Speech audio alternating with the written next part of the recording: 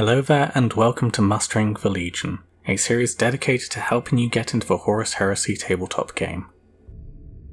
In this episode we will look at what models you may already have from a Space Marine army for Warhammer 40,000.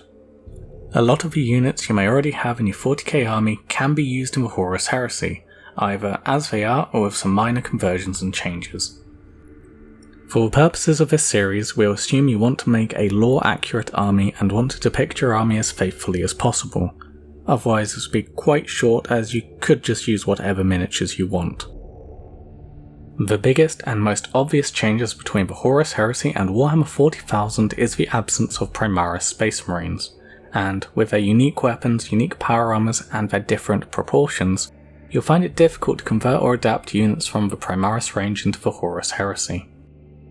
That is not to say all of your firstborn Marines are suitable either, as the Mark 7 and Mark 8 power armor that you can buy were not around during the Horus Heresy. Another thing that was not around during the Horus Heresy was the use of the Aquila, the double-headed eagle, and the Crux Terminatus, the Iron Cross and Bones present on elite units.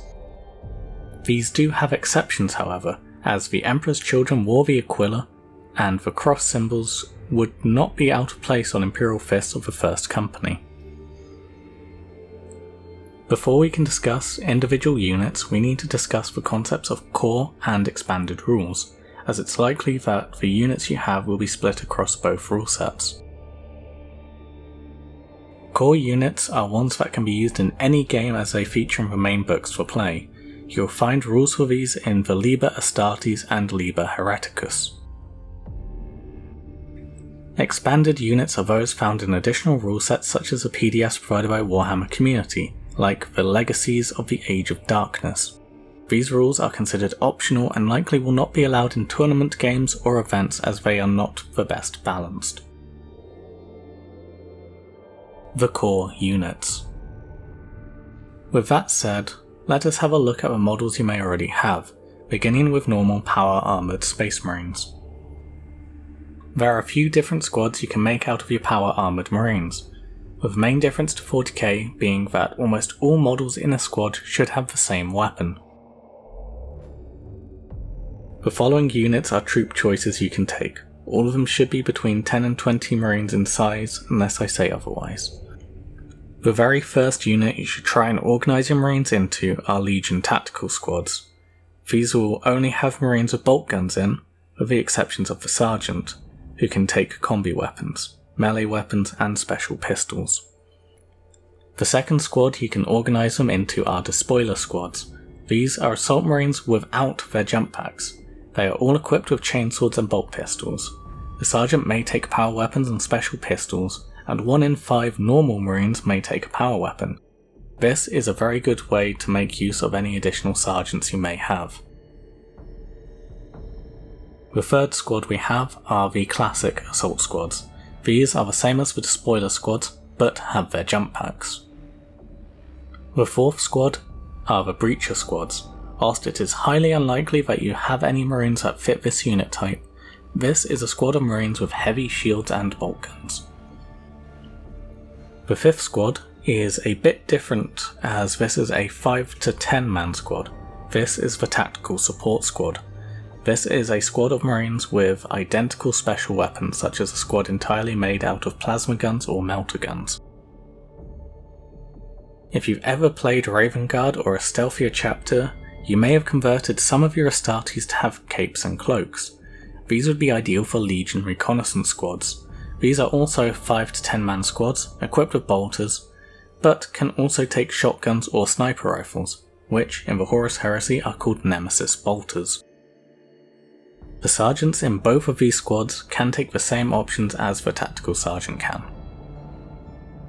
Scout squads are also present in the Horus Heresy, with the exception of the fact that they cannot take the missile launcher.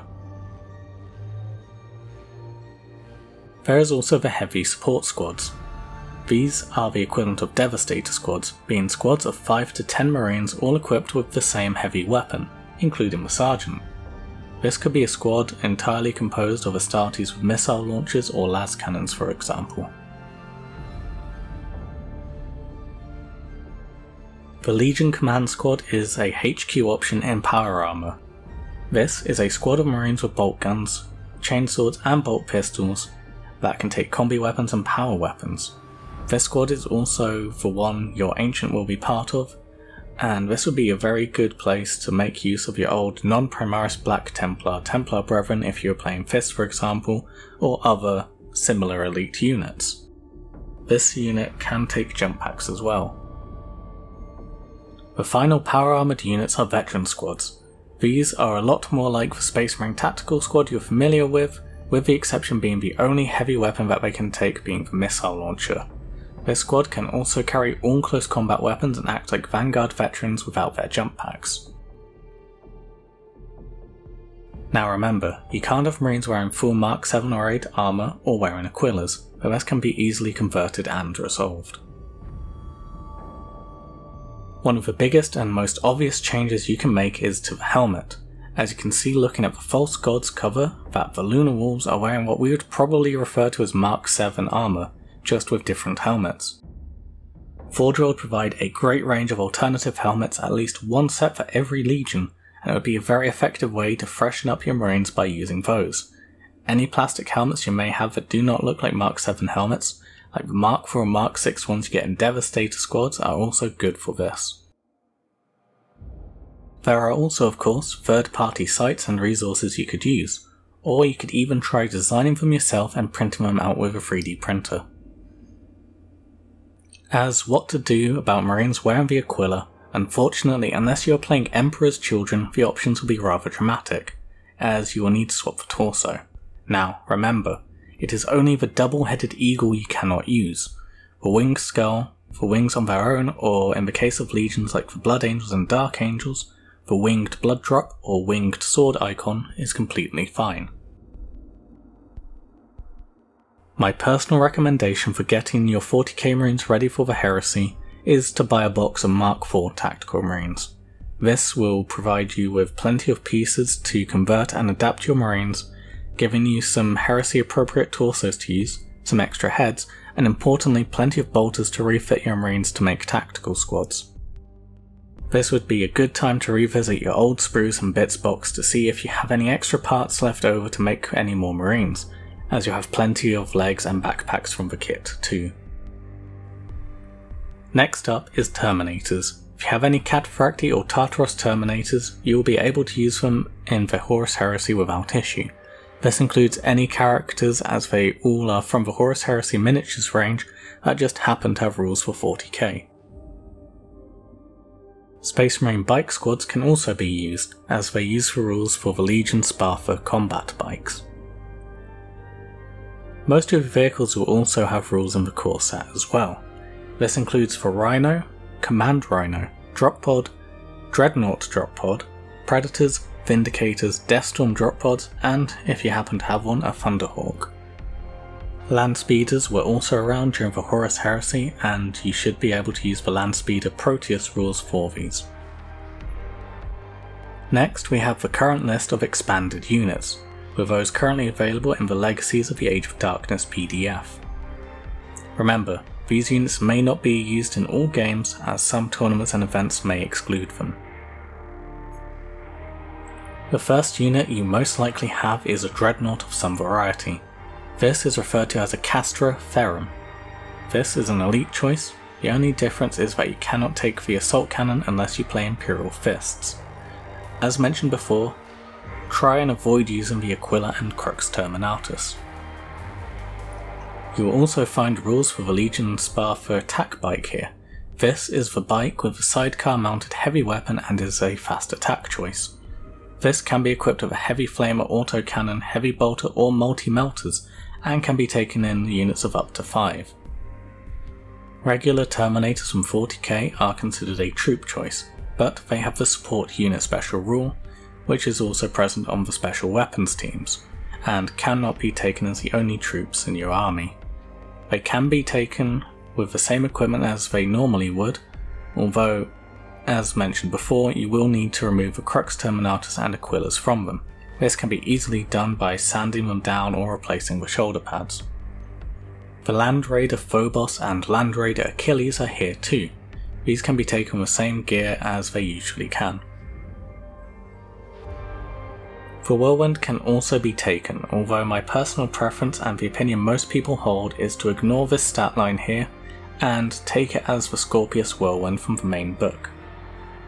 There are also a number of Imperial Guard vehicles you can take too, like the Basilisk, Medusa, Malcador, Minotaur, Marauders, Baneblade, Banehammer, Stormlord, Shadow Sword, Storm Sword, and the Macarius. There are also a number of fortifications of rules too, like the Firestorm Redoubt, the Vengeance Weapon Battery, the Void Shield Generator, Sky Shield Landing Pad, Fortress of Redemption, Aquila Strong Point, and even the Hammerfall Bunker. Yes, the Primaris unit. And finally, let us talk about characters. Whilst none of the named 40k characters will be present, nearly all your character models will be usable in some capacity. If not, there is huge potential for kit bashing and converting, as nearly any combination of weapon and gear is possible, with there being, at time of writing, around 50 different HQ options in the basic rules if we even look at the Legion specific characters and HQ types. The only HQ type you will not find rules for is regular Terminator characters, as there are only rules for the characters in Cataphractii or Tartaros Terminator armor types, although I suspect this will change with future publications. So, to summarise, in reality almost all of your models will be usable in some capacity in the Horus Heresy as long as you remember the restrictions of no Primaris, no Mark 7 or 8, no Aquilas, or Crux Terminatuses on your models. And with that, thanks for watching. Please share this video with anyone who might find it useful, and come check out the community Discord server. If you want to support my channel, you'll find links to Patreon and Ko-fi below too.